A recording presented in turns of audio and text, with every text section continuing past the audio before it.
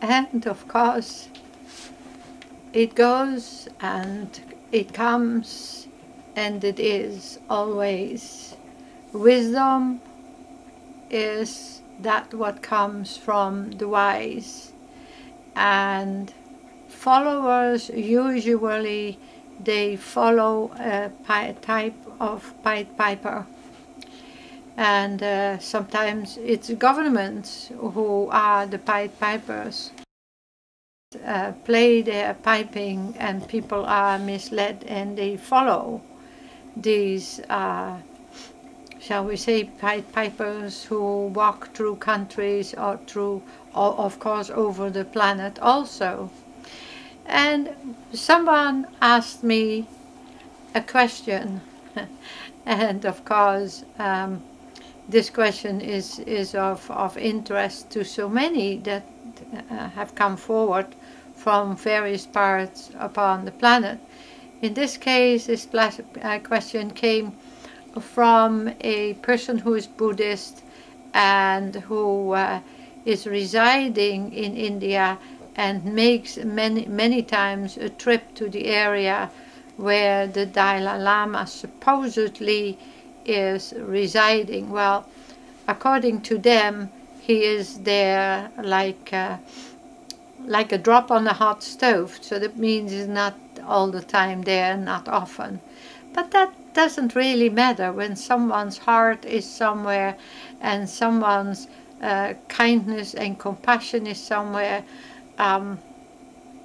It does not really hurt or put down or uplift anyone. It just is.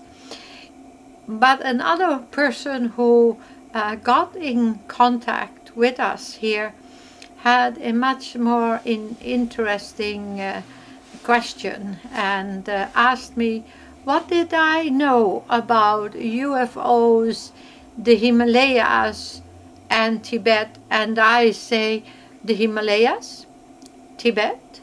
Well, let us also go to China.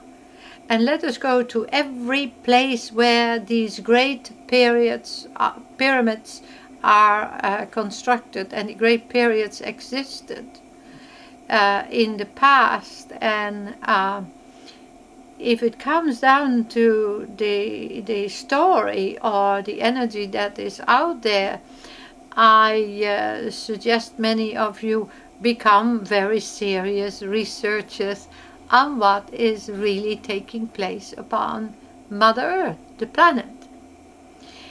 And the knowledge to me and the thoughts, and of course many of you know that I am highly visionary as a prophet, and also do what one gentleman who was at one time involved also in the space travel industry said to me, Your Holiness, what is it that so many countries are so interested in Tibet? It's just, if one would take a look at it, it is in a very small, not so hospitable area of the planet. So now I wouldn't say this, because as your planet has gone through previous polar shift and polar adjustments,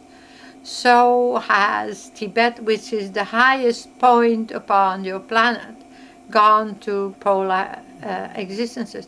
And on many occasions I have also spoken to you about an entry and an exit of many spaceships that come from deep within the Himalayas. As I told you to just jump to something else, that on my radio show some years ago, I also spoke about a very, very vast, sophisticated, elegant railroad that travels from Colorado, Denver, Colorado, underground somewhere there, and great speeds can go into Mongolia, Russia. Well, that means that this railroad tracks itself with its great speed under the Himalayas. Isn't that right? To Russia. So when we start to take a look also that this railroad exists and goes to various other parts upon this planet, as well as underwater. And you know, many have said one time or another and say, how can you say this, see this?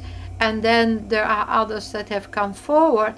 As I many years ago gave the information on the Great Sphinx and the existence of 2 sphinxes, and also an underground access.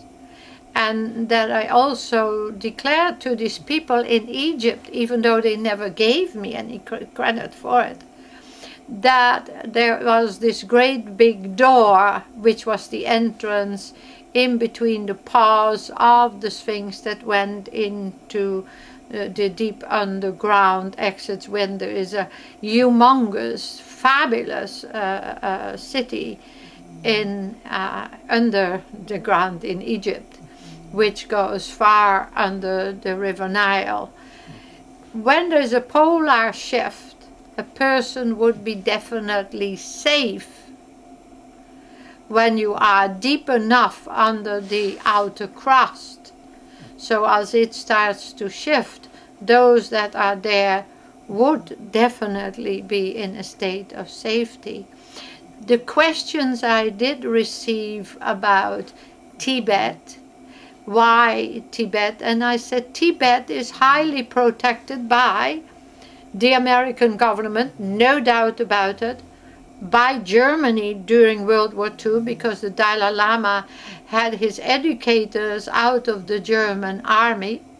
And of course we need to take another look at UFOs, since in a certain area of Tibet, India and China, a so-called no man's land, is where, when I spoke to some of the people there is a tremendous amount of sightings of UFOs coming and going. Might these holy beings, spoken about by so many, be advanced souls, people with advanced knowledge and technology, space travelers who come from here and travel through the universes?